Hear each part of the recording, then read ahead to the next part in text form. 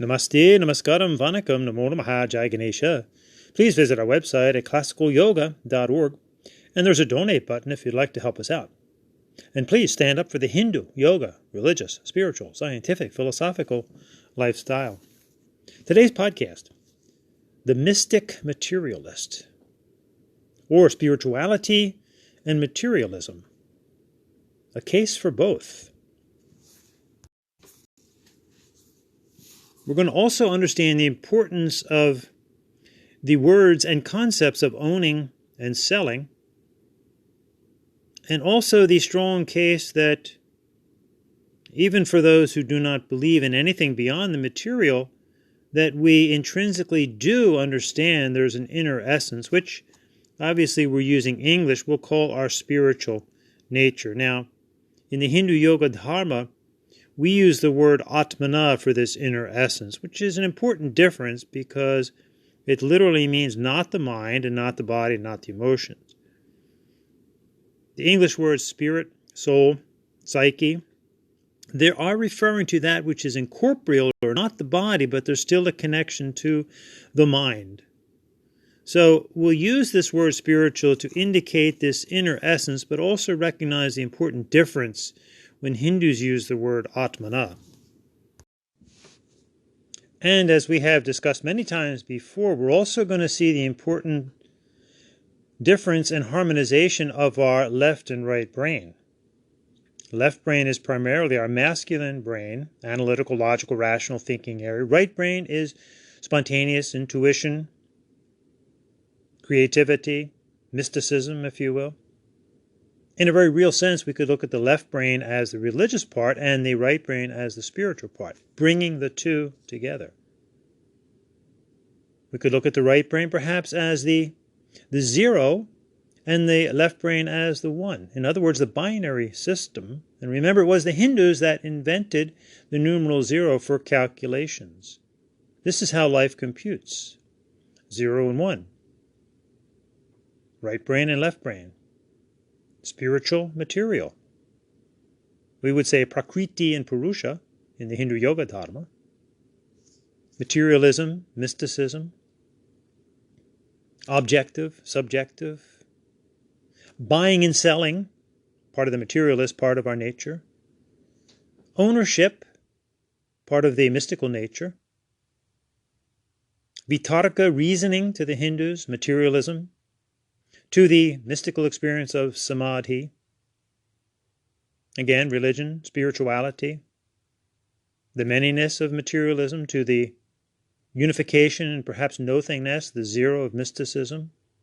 Bringing the two together and knowing, like a seesaw, which plane to incline on. Whether to go left or to go right. When to be balanced in the middle. And actually a balanced life is knowing, like a teeter-totter, when to go left, when to go right. Hindus will call this living a life of equilibrium, balance, or sattvic life, which is adroitly knowing when to go left, when to go right. It's worthy to note that in the Yoga Sutras, which are one of the 6 orthodox systems of Hindu philosophy, one of the Shad Darshanas, which is sadly been very distorted in today's world, which is a clear example of a disconnect between the two hemispheres of the brain, between spirituality and religion, between the mystical insights and the materialistic balance of life. In this classic scripture of Hinduism, the Guru starts out with Vitarka Vichara, first 2 steps to the more mystical experience of samadhi or calm wisdom. Vitarka Vichara, reason and judgment. Interesting. And then this leads to a more purified sense of self, asmita, and a true joy, ananda or bliss. Now one is ready to go much deeper within with a full faith, shraddha, developing their inner warrior spirit, vira, and a powerful memory, smriti, to the calm wisdom of samadhi, but then being able to return this favor, if you will, and give back. This is what in Buddhism, remember, which comes from Hinduism, this is what's called the bodhisattva, After one has the realizations, then one has the responsibility to pass these on to others. But one must transcend to get them first. And remember that transcend means to climb, not transvalue. It doesn't mean to skip over. Again, making the arduous climb through the material world into the mystical experiences. Climbing up the mountain, if you will, to the peak experience at the top and beyond. So obviously we humans, we use language to confer our ideals. And this is what can often get us in trouble. That's why from an ultimate, if you will, understanding, Hindus say, Mauna Vakya Parabrahman. The ultimate experience is known how? Through silent speech. Just keeping quiet. That keeps us out of trouble. But obviously, we have to communicate one to the other. So we have to do our best when using words to try to clarify the words that we use and the meaning of the words, which can have multiple meanings, and also the context. Very, very important. So let's look at the difference between owning and selling. First of all, let's look at this word own. It means belong to, possess, or to have. It also can imply the truth, owning up to something. But in modern parlance, it can also mean to dominate. When you own somebody, you own them in a game, for example. So owning in the sense of belonging to or having something is common sense. We all own each other. We own our families. We own our children in that sense. They belong to us. We belong to a family. We belong to a nation, perhaps. We belong to a religion. These are all positives, which they can turn negative if we become overly possessive, obviously.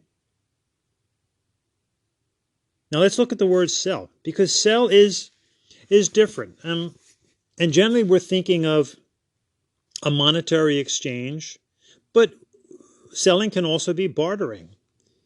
Basically selling is an exchange and a return. And this can be either fixed or perhaps fluid in the sense of bartering,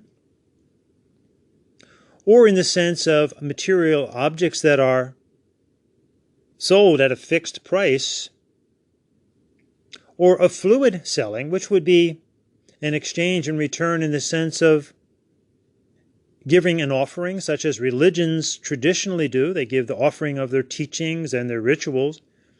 And then the return is the donation that the devotees give for the exchange of knowledge, the exchange of the experience of going to a sacred sanctuary. So selling can have a very fixed price, if you will, or it can have a fluid price in the sense of fixed material prices or fluid exchange of services, donation basis, which is the basis of all true religions. So here is where one needs to differentiate between the purely material and the spiritual on the other hand. This is why all religions offer their teachings on a donation basis.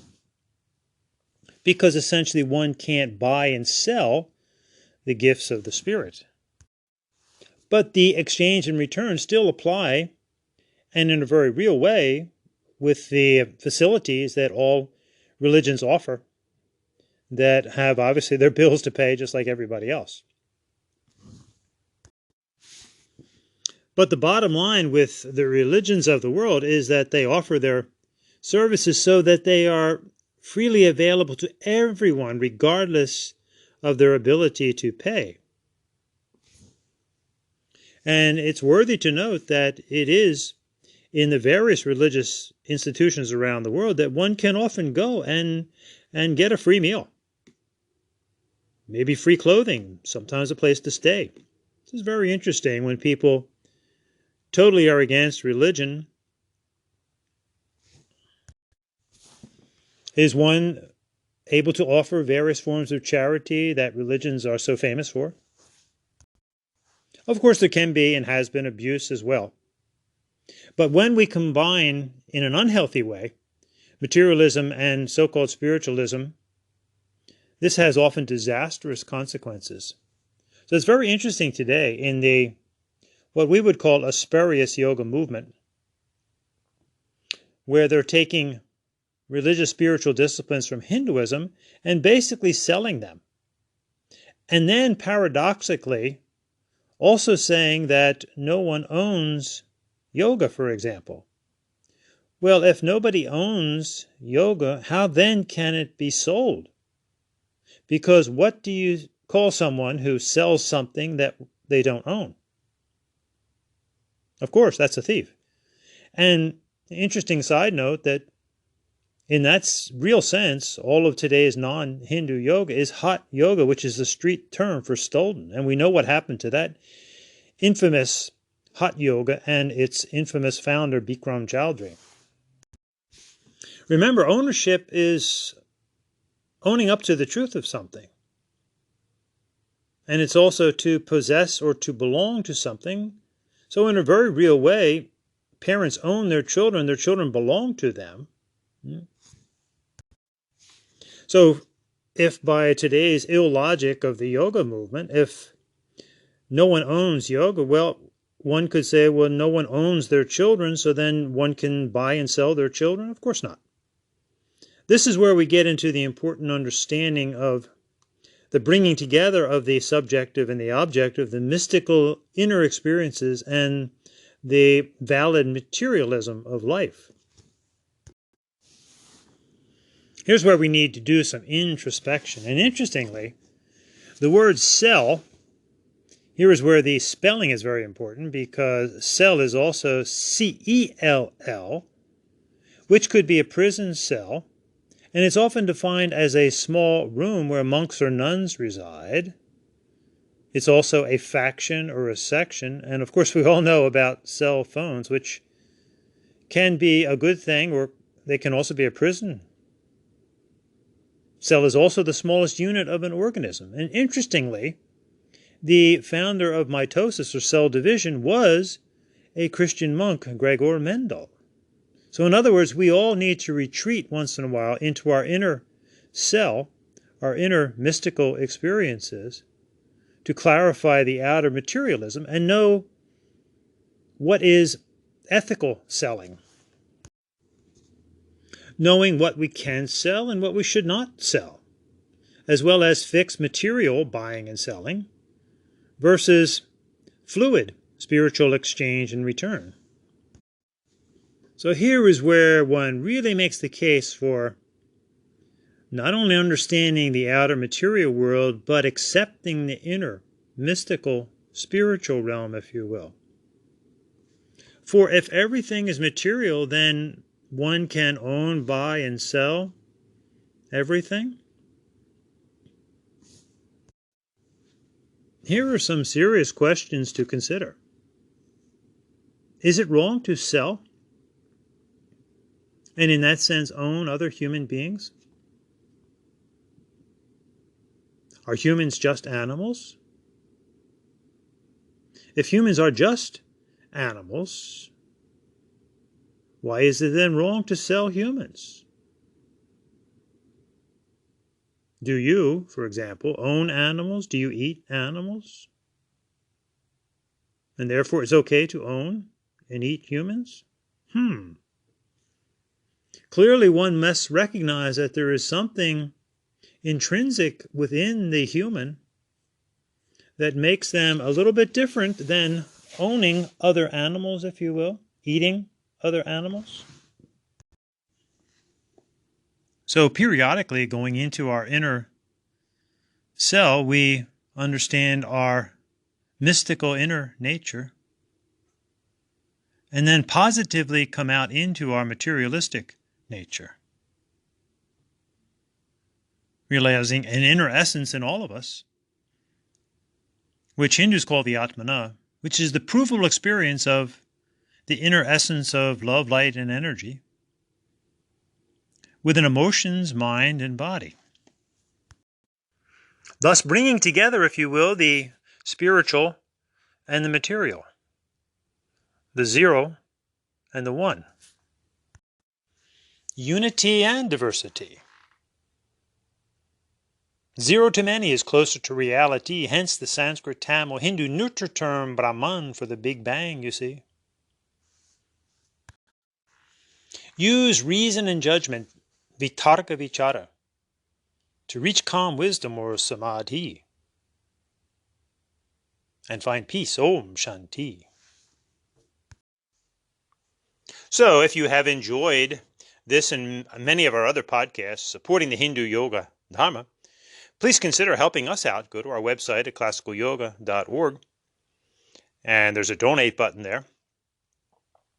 So thank you very much, and have a wonderful mystical day in your material life. Prakriti and Purusha, go find the balance.